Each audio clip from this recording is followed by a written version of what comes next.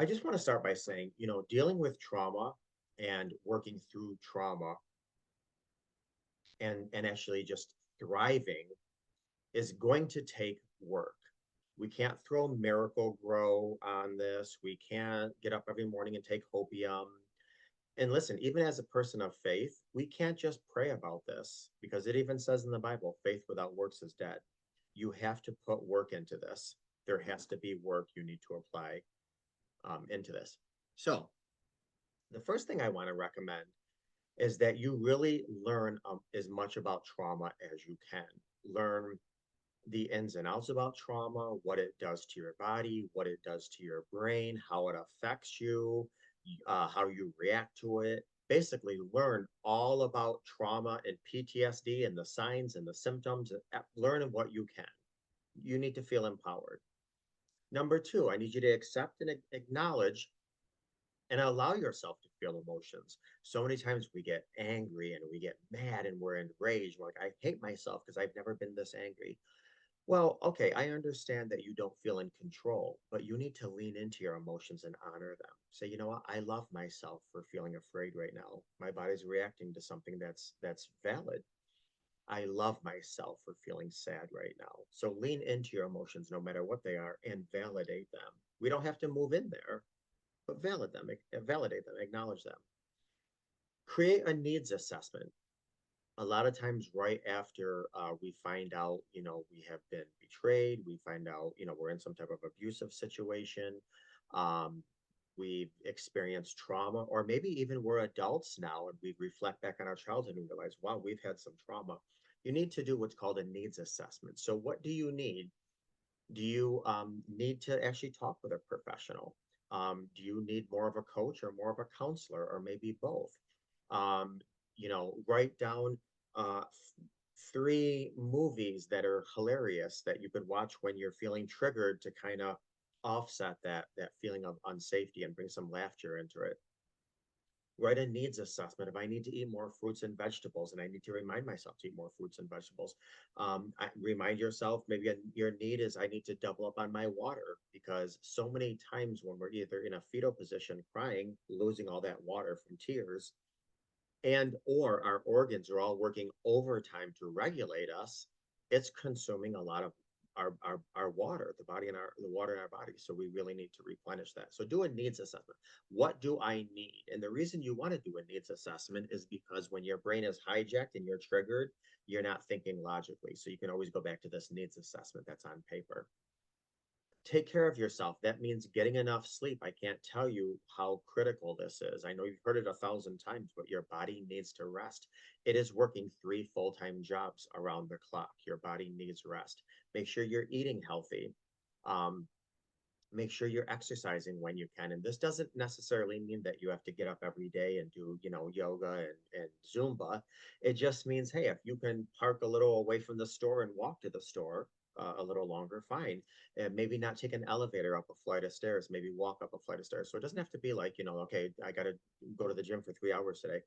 No, if you have a desk job, get up every hour and do 5 push-ups or sit-ups or jumping jacks, incorporate what you can during the day. Make sure that you practice self-care. Try relaxation techniques, whether it's yoga, whether it's breathing techniques, whether it's meditation. You can also do things that you enjoy, listening to music. You can garden. Whatever feeds your soul and fills your cup, that's what needs to be prioritized. Make sure that you journal. A lot of people are like, oh yeah, journaling, schmurnaling, yeah, yeah, yeah. Journaling does a lot. One of the basic things journaling does is it slows down our mind. And when our mind is hijacked from a trigger or trauma or what have you, that directly affects our nervous system. So please journal because it has benefits that are unbelievable. I would also do a gratitude journal. What are you happy for? What are you thankful for? What are you grateful for? And if you can't think of something you're grateful for, turn on the news for 5 minutes.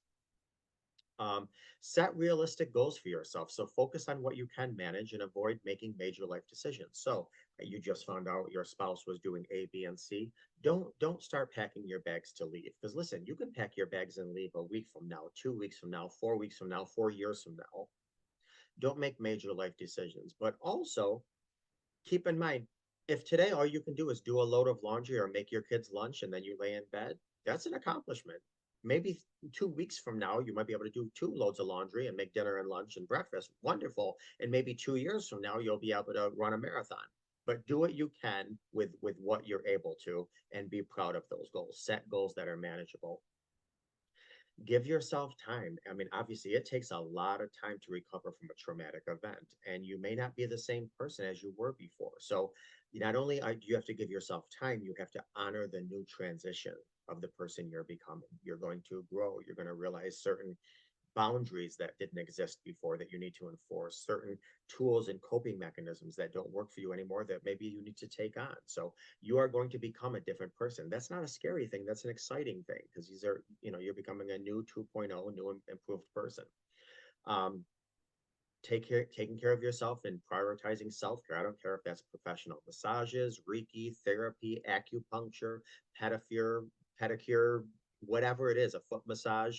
Keeping in mind, self-care is not vanity, it is sanity. To the best of you can, watch your news intake. Lord knows our brains are like garbage in, garbage out. Those parks, whatever garbage you in, you listen and my God, you turn on the news. I don't care where you are on the political spectrum. Breaking news, and our minds are dysregulated and it's, some nonsense. And if it's not nonsense, like limit your news. You can only take so much garbage before your mood is affected. And if your mood is already affected because you're dysregulated from a life trauma, you don't need to add to that. I always say outsiders give us pain, but we give ourselves suffering. Don't give yourself unnecessary suffering. Notice the people around you and if they're respecting your boundaries. If listen, turn off the news station or limit yourself to news, but also limit yourself to those friends and family members that are the negative naysayers. If you're not around people that can't bring out the good in you or add something nice to you, limit that, especially when you're going through something serious. And don't apologize if people can't respect your boundaries. You don't need to explain to anyone what you're doing. And I'm going to tell you something. Just because you're free doesn't mean you're available. Um, do everything you can to maintain your empathy, your compassion, and your kindness. This is just making you a good person. This is just making you feel alive.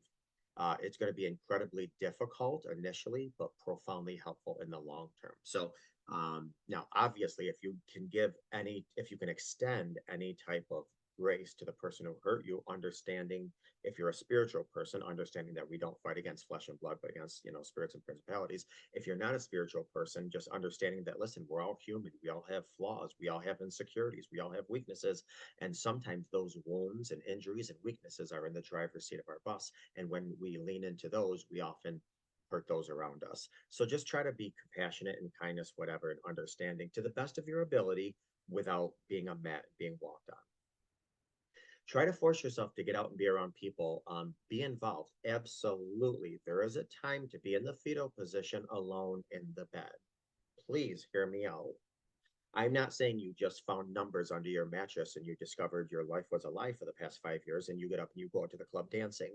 No, there's a time you need to be alone and you need to deal with the shock and reflect on the life that just pass before your eyes, but you can't live there. You gotta force yourself to get out and be around neighbors and friends and family. Even if you have to limit that time, you have to get back into life.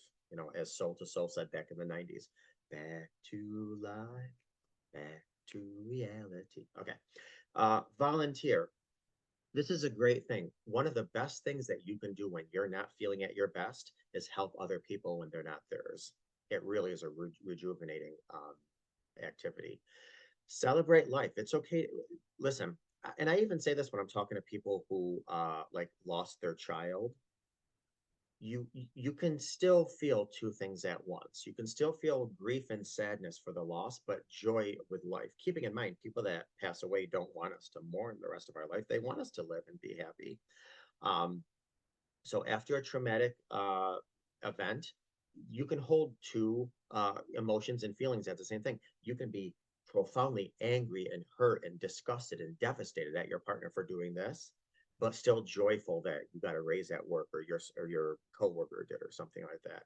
You're not Jekyll and Hyde. You're human, but you're okay to experience and lean into and appreciate and validate and love yourself if you're feeling 6,000 emotions.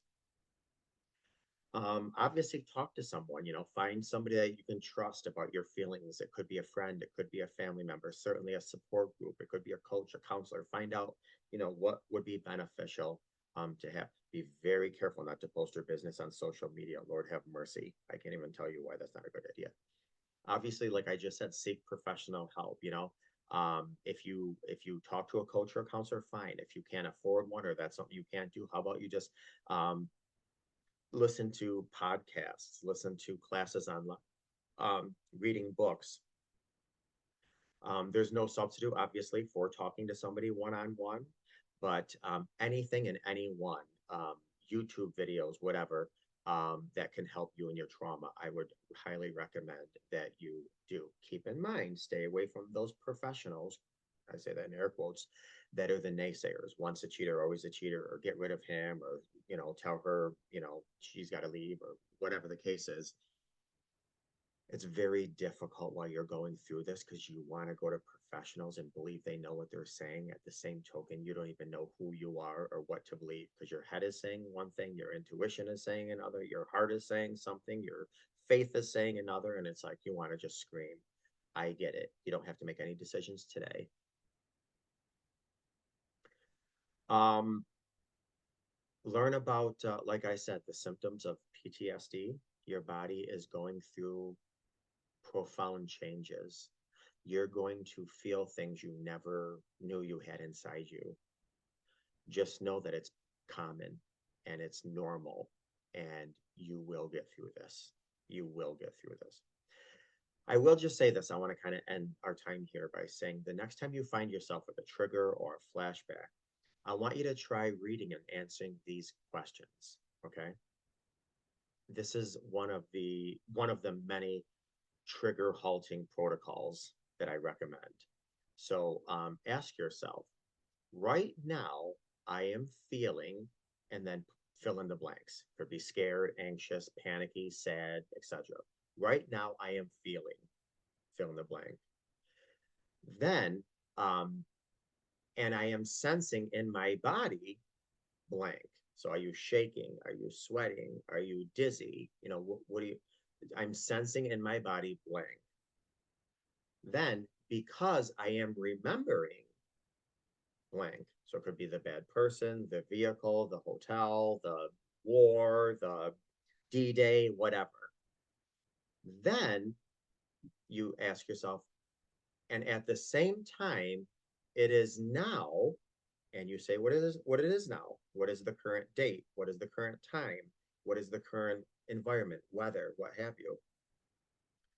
And I am here, fill in the blank. I'm at my house. I'm in my office. I'm in my car.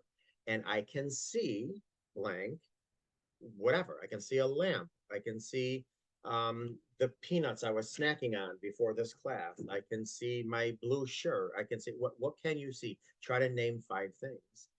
And then the last thing is, and so I know that fill in the blank, whatever I'm thinking, the trauma, the pain, the the hurt is behind me.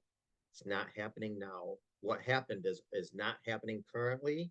I'm currently safe. I may not feel safe, but I am safe. I'm in my car. I'm sensing this.